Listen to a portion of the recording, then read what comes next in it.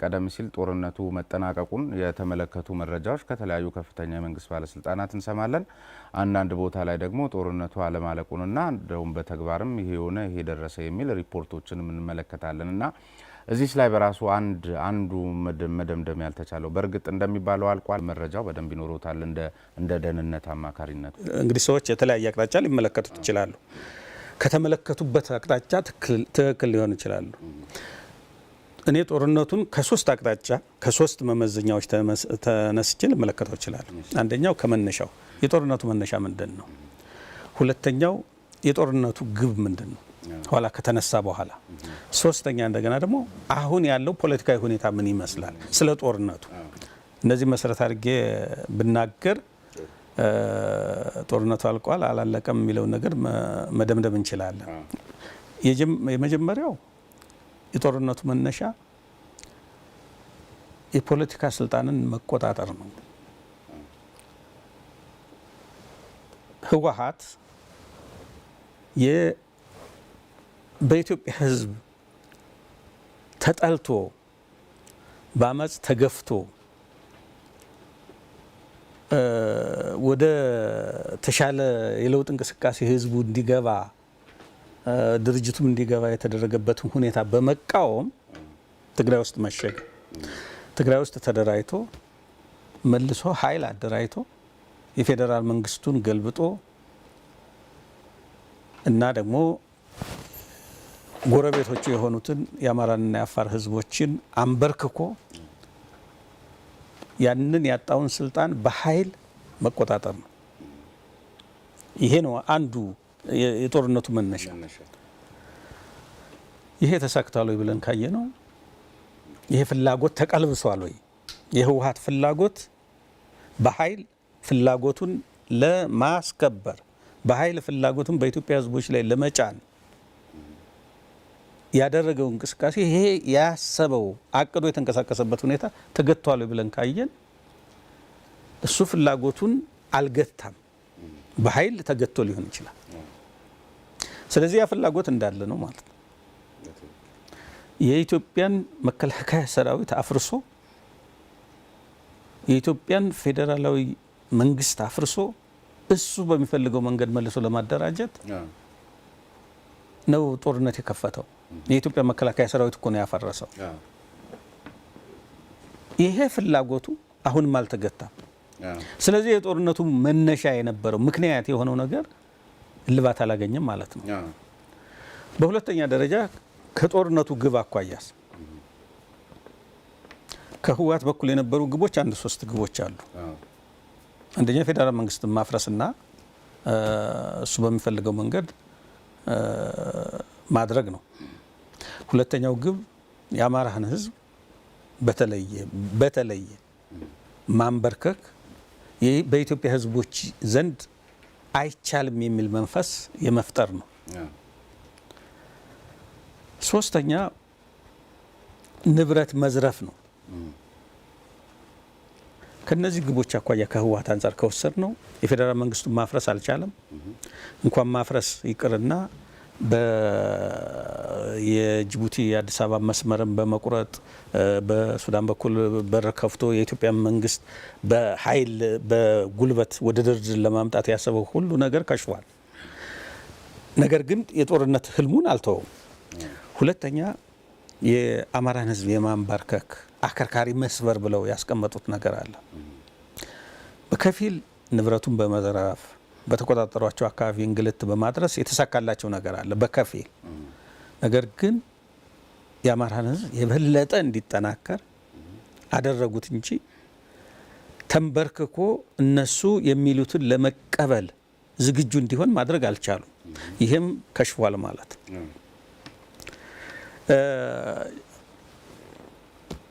ንብረት በከፊል ዘርፈዋል።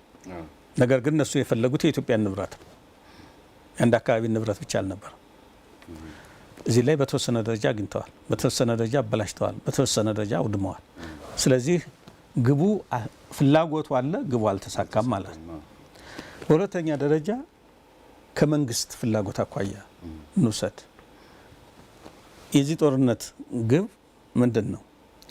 ህወሓት ዳግም ለኢትዮጵያ መንግስት ለኢትዮጵያ እንደ ሀገር ስጋት በማይሆንበት ደረጃ ማድረስ ነው። አሁንም ስጋት ነው ህወሓት። ምናልባት አሁን አዲስ አበባ መጥቶ ስልጣን ለመያዝ የሚያስችለው ሁኔታ ላይኖረው ይችላል። ኢትዮጵያን በመበጥበጥ በማወክ ረገድ ግን አሁንም ስጋት ነው። ሌላኛው ያለውን ወቅታዊ ፖለቲካዊ ሁኔታ እንውሰድ። ለጦርነት ዝግጅት ነው እያደረገ ያለው በጣም ሰፊ ሞቢላይዜሽን ነው እየሰራ ያለው። ከወደዚህኛው በኩልም ደግሞ ጎረቤቶቹ የአፋር ህዝብ፣ የአማራ ህዝብ በአካባቢው ያሉ በስጋት ውስጥ ነው ያሉት። ይሄንን ፖለቲካዊ ሁኔታ ምን ብለን ልንወስደው እንችላለን? ጦርነት አለቀ ልንለው እንችላለን? እሱን ተመልካቹ አዳማጩ ይመልሳል። እነዚህ ሁኔታዎች አሉ። የጦርነቱ መነሻ ምክንያት አልተቀለበሰም። ምክንያት አድርጎ የተነሳው አልተቀለበሰም፣ ወይም ደግሞ ያ ፍላጎት አልተቀለበሰም፣ አይቻልም ብሎ አልደመደመም። በሁለተኛ ደረጃ የኢትዮጵያን መንግስት ፈተና ለመሆን ለማፍረስ የሚፈልገው መንግስት ለማቋቋም ያለው ፍላጎት እና በኢትዮጵያ መከላከያ ኃይል ላይ በአጎራቤቶቹ ህዝቦች ላይ ጥቃት የመሰንዘር ፍላጎቱ አልተገታም። የኢትዮጵያ መንግስትም ህወሓትን ዳግም ለኢትዮጵያና ለጎረቤቶቿ ህዝቦች ጠንቅ የማይሆንበት ስጋት የማይሆንበት ደረጃ ገና አላደረሰውም። ወደ ፖለቲካዊ ሁኔታ ስንሄድ በትግራይ በኩል የጦርነት ዝግጅት አለ። የጎረቤቶቹ የአፋርና የአማራ ህዝቦች ደግሞ ስጋት ላይ ናቸው፣ በዛ አቅራቢያ ያሉት። ስለዚህ የጦርነት ድባብ ገና ነው።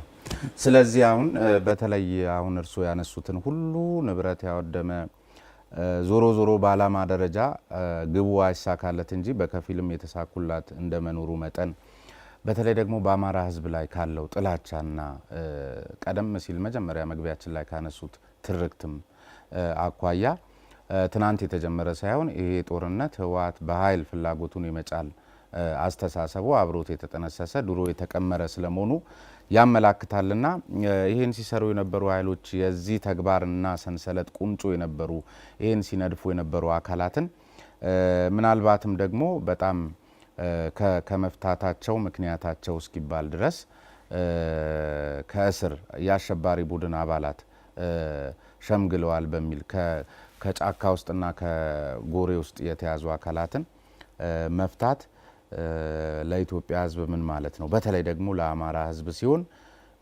ምንድነው? ምን ትርጉም ሰጡት? ልክ ነበር ወይ? ግለሰቦቹ መፈታትና ለመፈታታቸው እኔ ብዙ አጀንዳ ላደርገው አልችልም። ሲያዙ ግን አጀንዳችን ነበሩ እኮ አይደል? ሲያዙ አጀንዳችን ነበሩ ግለሰቦቹ። ጋዜጠኞቹ ልክ ነው፣ የአጀንዳ ነበሩ፣ ልክ ነው፣ ምንም ጥርጥር የለውም። ዋናው ጉዳይ ይህንን ጦርነት በምን መንገድ ልንቋጨው እንችላለን ብሎ ማሰብ ነው የተሻለ የሚሆነው። የሰላም እድል አለ አይውሽ በሰላም የሚፈታበት ዳግም የሰው ህይወት እልቂት ማለት ነው፣ ንብረቱ ውድመት፣ ተጨማሪ ቁርሾ እየጨመሩ ከመሄድ በሰላም የሚፈታበት ሁኔታ ቢኖር እመርጣለሁ። እንደ በሰላም ለመፍታት የሚደረጉ ጥረቶችም ጄኒውንሊ ትራንስፓረንት በሆነ መንገድ እስከተሰራ ድረስ ችግር አለው ብዬ አልወስድም። ነገር ግን በሰላም ለመፍታት በድርድር ለመፍታት በአንድ ጎንዮሽ ብቻ የሚሆን ነገር ስለማይሆን ከወደዛኛው ወገን ምን ያህል ለሰላም ዝግጁነት አለ፣ ምን ያህል ለድርድር ዝግጁነት አለ የሚለው ጉዳይ ነው ከግለሰቦቹ በላይ የሚያሳስበኝ መታየት ያለበት ብዬ ማስበው። ቀደም ሲል ከነገሩኝ አኳያ ደግሞ ዝግጁነቱ የለም። ዋናው ማሰብ ያለብን የሰላም ጭላንጭል አለ የለም፣ ለዛ የሚበጅ ነገር አለ የለም ብሎ መመዘን ነው። ያ የሚመጣ ከሆነ ብዙ ነገር ሊደረግ ይችላል። ግን አሁን እንደምመለከተው እኔ ቅድም በገለጽኳቸው መንገድ ለዳግም ጦርነት እየተደረገ ያለ ዝግጅት ነው እንጂ ጎልቶ የሚታየው በሰላም ችግሩን ለመፍታት የሚታይ እንቅስቃሴ ብዙ አይደለም። ስለዚህ የግለሰቦቹ መፍታትና አለመፈታት አይደለም ዋናው የሚያሳስበው ማለት ነው። በህብረተሰቡ ዘንድ የፈጠረው ስሜት አለ። ልክ ነው። የተለያየ ሀሳብ ያላቸው ሰዎች አሉ። ከዚህ ጋር ተያይዞ ዙሮ ዙሮ እኔ ዋናው በትልቁ ፒክቸር ነው ነገሩን የምመለከተው።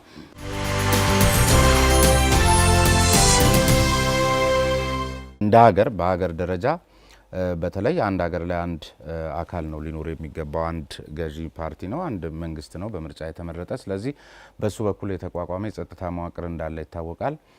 ስለዚህ ከዚያ ጠገግና ህዝ ውጪ የሚፈጥሩ የመደበኛ አደረጃጀቶች ከድረ ጦርነቱን በሚያበላሽ አግባብ እና አለመረጋጋቶች እየፈጠሩ እንደሆነ ትጥቅ ከመፍታት ጋር የተያዘ አንዱ አጀንዳ ሰሞኑን በጣም መነጋገሪያና ከዚያም ከዚህም የሆኑ ነገሮች እየተወረወሩ እያደጉ እየገነፈሉ የመጡበት ሁኔታ ይስተዋላልና ነው። በተለይ እዛ ክልል ላይ በዚህ ደረጃ የሚደረገው ግብግብ ሌላ ደግሞ ዋጋ የሚያስከፍል ነገር አያመጣም ወይ?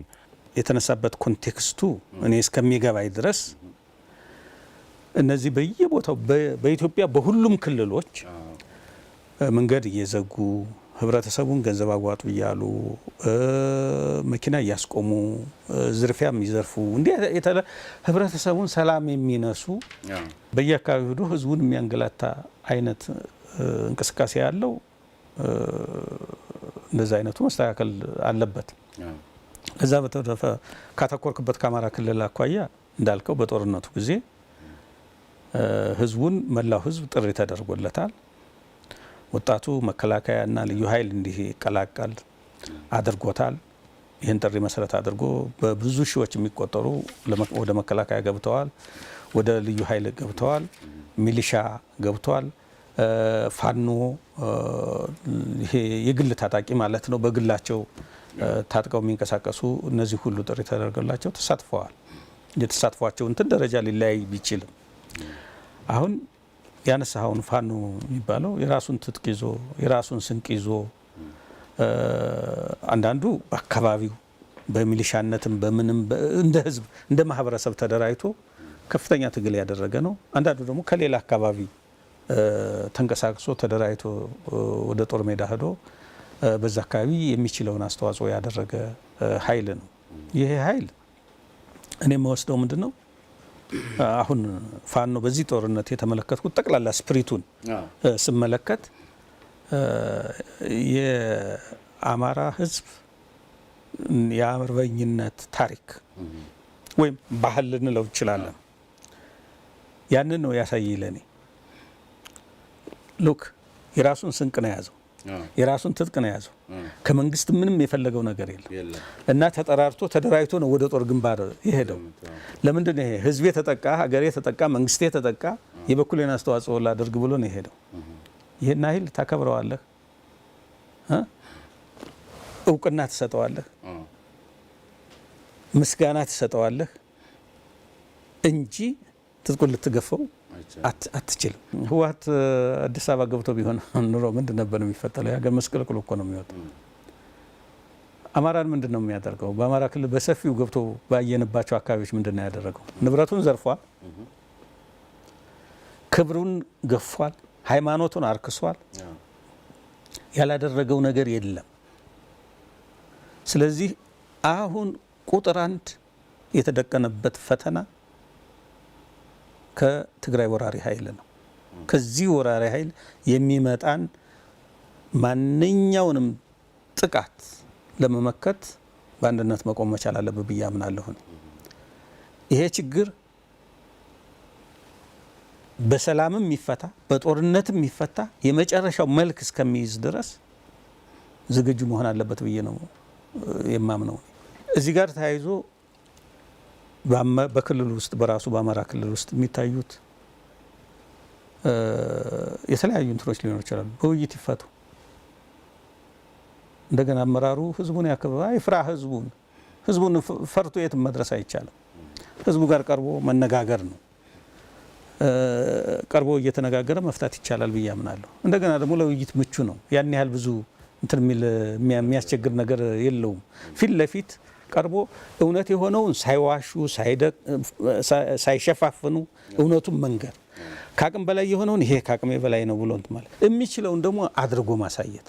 ይህን እስካደረገ ድረስ የክልሉ አመራር ከክልሉ ህዝብ ድጋፍ ያገኛል። መልሶ ደግሞ አመራሩ ህዝቡን ያገለግላል። እየተደጋገፉ ጠንካራ ኃይል ሆኖ መውጣት ይቻላል ብዬ አምናለሁ። ይሄ ከመወነጃጀል የተለያየ ነገር እነዛ ሁሉ መፍትሄ የሚሆኑት እውነት ነው ለሀቅ። ዞሮ ዞሮ በዚህ ዘመን ግልጽ መሆን ያለበት ማንንም አታሎ መሄድ አይቻልም። ከማንም ተደብቆ መሄድ አይቻልም። እውነትን በውሸት ሸፍኖ ማለፍ አይቻልም። ስለዚህ የተሻለው አማራጭ ምንድን ነው? እውነቱን መነጋገር ነው። እውነቱን እየተነጋገሩ እየተደጋገፉ መሄድ ነው የሚሻለው ማለት ነው። ምክንያቱም የጋራ አጀንዳ አለ፣ የጋራ ጠላት አለ፣ የጋራ የልማት አጀንዳ አለ። ጥፋትንም ለመከላከል ልማትንም ለማፋጠን በጋራ መቆም ነው የሚሻለው የሚል እምነት አለ። መደጋገፍ በጣም ያስፈልጋል። ይሄ ከተደረገ ትልቅ አቅም ያለው ህዝብ እኮ ነው የአማራ ህዝብ። ይህንን አቅሙን በአግባቡ ስራ ላይ ማዋል ይቻላል ብዬ አምናለሁ።